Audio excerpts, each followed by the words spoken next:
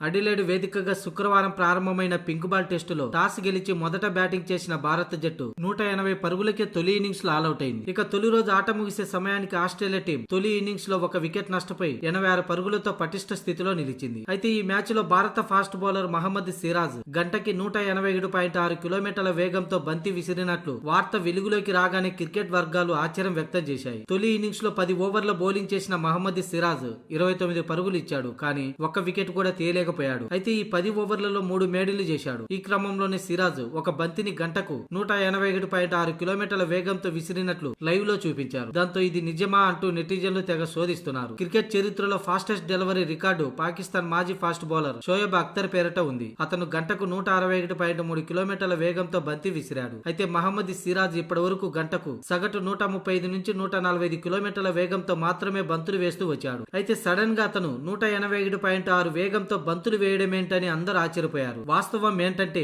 Australia innings 24వ ఓవర్లో సిరాజ్ బంతిని వేసేందుకు రన్అప్ తో వేగంగా వచ్చాడు. అయితే స్ట్రైకింగ్ ఎండ్ లో ఉన్న మానస్ లబిషన్ సైట్ స్క్రీన్ వద్ద ప్రేక్షకులను చూసి ఏకాగ్రత చెదిరి బంతిని ఎదుర్కోకుండా వెనక్కి వెళ్లాడు. అయితే దాదాపు అప్పటికే బంతిని విసిరేందుకు సిద్ధమైన సిరాజ్ బౌలింగ్ ను ఆఖరి క్షణంలో ఆపేసిన కోపం చల్లారక త్రో రూపంలో బంతిని వికెట్లపైకి విసిరాడు. దాంతో ఆ బంతి వేగం సాంకేతిక లోపం కారణంగా గంటకు 181.6 కిలోమీటర్లు నమోదైంది. దీంతో సిరాజ్ స్పీడ్ పై సోషల్ మీడియాలో మీమ్స్ వెల్లువెత్తాయి.